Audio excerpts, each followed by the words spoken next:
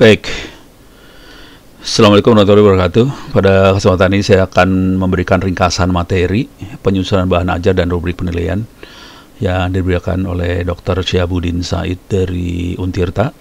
Ini bagian dari workshop pekerti sih sebenarnya, atau applied approach.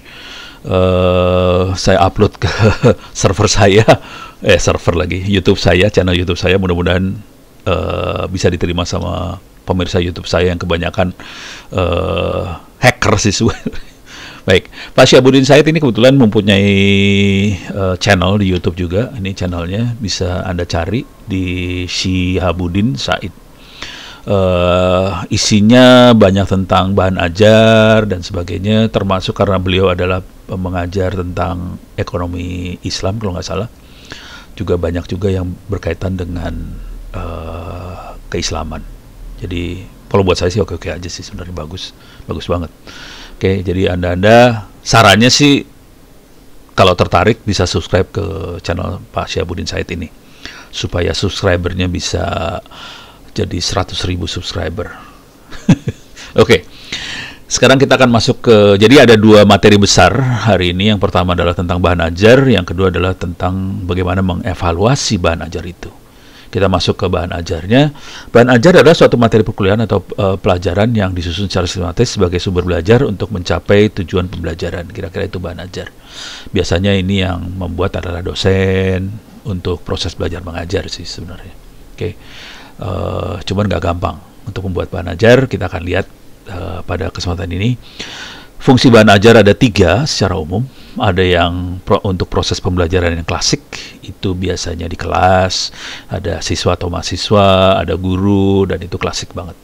Jadi itu adalah proses yang biasa sering dilakukan. Ada juga bahan ajar yang ditargetkan untuk pembelajaran individual, jadi perorangan sendiri, mandiri. Dia baca buku, dia bisa pinter tanpa pendampingan oleh guru, asisten, atau dosen, dan sebagainya. Jadi bahan ajar bisa seperti itu juga.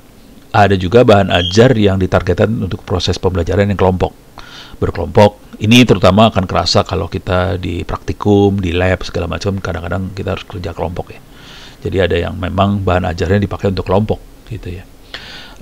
Tapi kira-kira fungsi bahan ajar ada 3 ini: klasik, individu, dan kelompok. Oke. Karakteristik yang bisa kita lihat dari sebuah bahan ajar dan penting ada di bahan ajar adalah, yang pertama adalah self-instructional. Artinya si bahan ajar bisa mengajarkan sendiri tanpa didampingi oleh guru, dosen, atau asisten dan sebagainya. Cukup si siswa membaca buku tadi, dia bisa, atau mahasiswa membaca buku tadi, dia bisa mengerti tentang bahan ajar tadi. Konsekuensinya bahasa yang dipakai segala macam harus disesuaikan dengan kemampuan si siswa tadi. Oke. Ada banyak nanti kita akan bahas. Pak Syihabuddin Said banyak membahas tentang teknik-teknik membuat bahan ajar yang baik sih sebenarnya.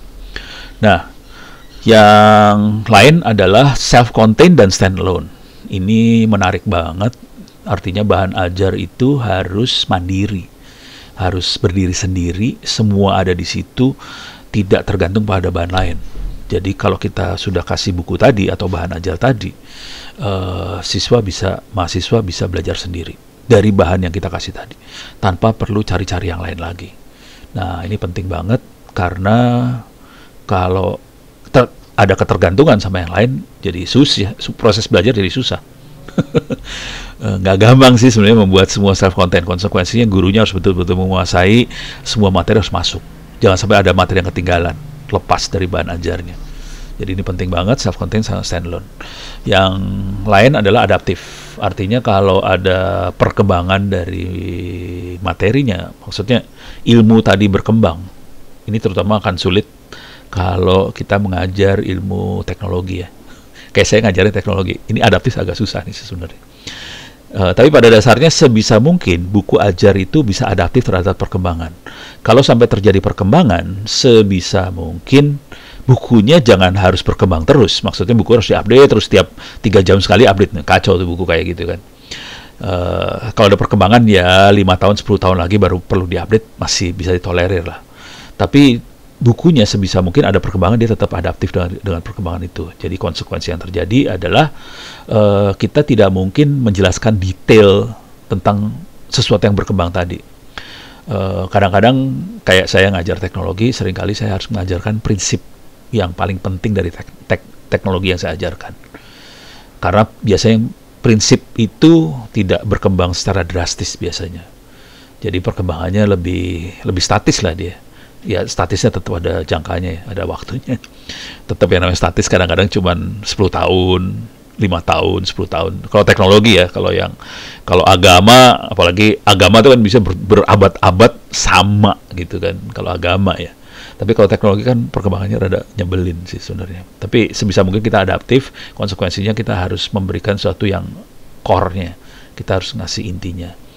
Dan yang paling akhir, ini yang penting banget dari sebuah buku atau bahan ajar adalah user friendly, artinya menarik buat dibaca, buat orang melihat dan sebagainya. Konsekuensi dari itu adalah masalah layout lah, masalah grafik lah, masalah teknik menulis lah, supaya mudah lah, pakai bahasa yang sederhana dan sebagainya. Nah, kalau untuk urusan tampilan, layout dan sebagainya, biasanya kalau kita menulis buku, tampilan layout dan sebagainya biasanya seringkali dibantu oleh penerbit sih. Jadi masalah user friendly sebagian bisa dibantu oleh penerbit. Oke. Baik. Selanjutnya adalah masalah jenis bahan ajar. Secara umum ada dua, cetak sama non cetak. Oke. Besar nih. Sebagian besar yang kita tahu adalah cetak. Non cetak barangkali ada sekarang perkembangannya cukup besar di bidang non cetak, tapi pada zaman dulu kala mungkin kita kenal ada kaset, audio video ya, kaset. Kemudian ada radio, ada televisi. Itu non cetak zaman dulu. Sekarang non cetaknya udah berkembangnya dahsyat banget. Ada YouTube lah, ada Spotify lah, ada media sosial lah, ada e-learning lah, ada learning management system lah, ada computer based training lah, ada computer assisted instruction lah, ada segala macam. Jadi itu kacau banget nih, cetak non cetak. Oke. Dari sisi teknik penyusunan bahan ajar cetak, ada beberapa hal yang perlu diperhatikan, yaitu judul, materi harus memuat kompetensi dasar, susunan tampilan bahan ajar jelas dan menarik, bahasa yang mudah, maaf. Jangan sampai bahasanya sangat filosofis dan sulit, ngambang di atas. Terus harus mampu menguji pemahaman si pembaca. Yang penting lagi adalah memberikan stimulan buat pembaca untuk mengeksplorasi menarik dari bahan ajar tadi. Contoh kalau di dunia saya, di dunia teknologi, contoh stimulannya ini YouTube kita bisa sharing video dan sebagainya. Caranya seperti ini loh. Kita bisa bikin YouTube sendiri. Nah, itu mulai kacau tuh. Kan seringkali kita berpikir yang bisa bikin hanya orang bule. Padahal kita orang yang rambutnya hitam juga bisa bikin sendiri. Nah, itu membuat orang tertarik untuk mempelajari bahan ajar tadi. Yang lebih gila juga misalnya, ya kalau saya di bidang saya ya, dunia telekomunikasi seluler sudah sampai 4G, 5G. Kita bisa bikin 4G, 5G sendiri loh. Nah, itu jadi menarik banget. Stimulan-stimulan seperti itu perlu dimasukkan ke bahan ajar supaya pada tertarik buat berkembang. Yang lain lagi nyaman untuk dibaca dan sajiannya terstruktur, dan tentunya karena ini bahan ajar, materinya harus instruksional, jadi untuk belajar, instruksi lah, ada tahapannya jelas, jadi mereka bisa ngikutin gitu ya, supaya mereka pinter, kira-kira gitu. Nah, yang perlu kita perhatikan lagi terutama dari sisi cara penyajian, terutama adalah sequence, urutan harus teratur. Walaupun saya pribadi seringkali kadang-kadang nggak ngikutin sequence.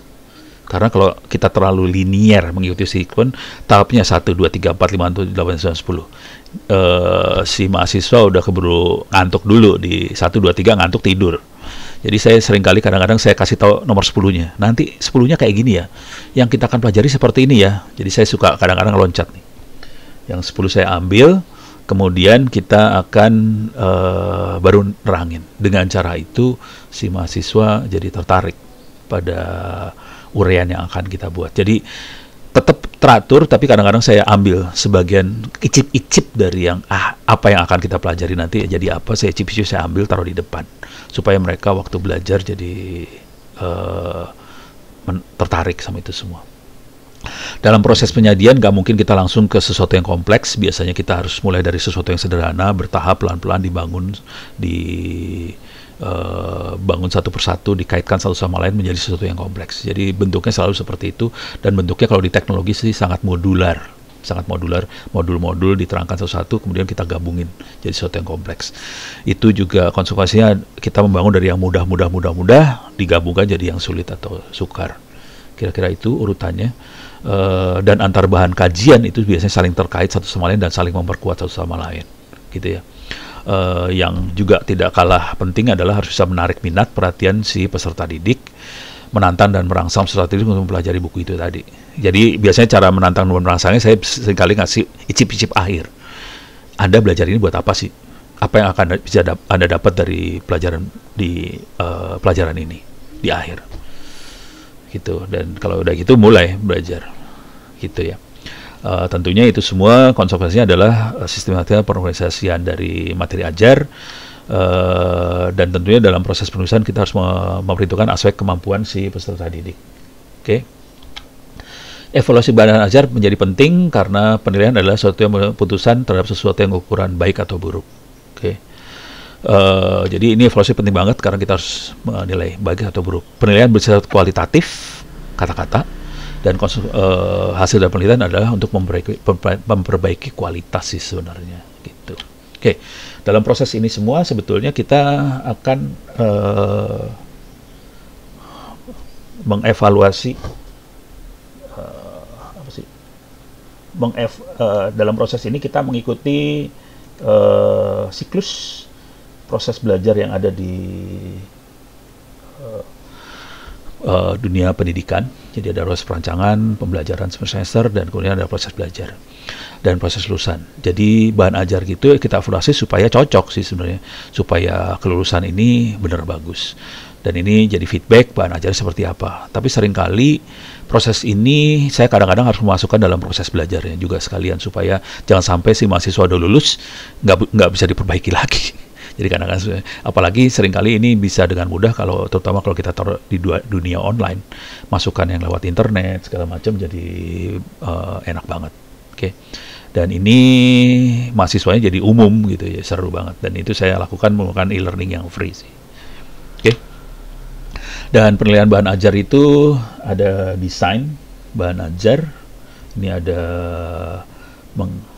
prosesnya di sini, ada mengidentifikasi CPL, mata kuliah, dan analisa kebutuhan mahasiswa, perumusan, dan analisis pembelajaran. Di sini yang nanti keluarnya bahan ajarnya.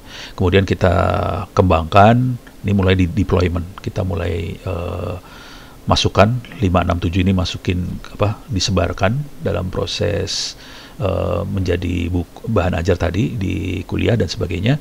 Dan kemudian terakhirnya setelah kita ajar, kita masuk ke evaluasi. Dan ini menjadi umpan balik, melakukan perbaikan, dan proses 1, 2, 3, 4 ini jalan terus supaya menjadi bagus sih sebenarnya. Oke. Aspek yang nilai ada beberapa: materi isi, penyajian materi, keterbacaan, dan ilustrasi, dan kebahasaan. Tentunya ini semua dapat masukan dari mana-mana, dari si peserta didik, dari dosen yang lain, dari peer, maupun pimpinan dan sebagainya. Nah, penyajian materi ini penting bukan hanya dari sisi grafiknya ya, tapi juga layout, flow, aliran materi. Keterbacaan itu masalah misalnya ini buku paragrafnya panjang atau pendek dan sebagainya. Bahasa itu bahasa yang rumit atau yang sederhana. Ilustrasi gambar juga penting karena buku cetak itu resolusinya rendah sih sebenarnya. Jadi kita tidak bisa ngasih gambar-gambar dengan resolusi tinggi. Konsekuensinya seringkali saya harus misalnya menggunakan tulisan aja sebisa mungkin. Apalagi cetakan kan biasanya hitam putih ya. Jadi ini harus diperhitungkan juga. Jadi mudah-mudahan ini semua bisa memberikan gambaran tentang bahan ajar maupun evaluasi bahan ajar yang diberikan oleh Pak Syihabuddin Said. Gitu. Terima kasih. Wassalamualaikum warahmatullahi wabarakatuh.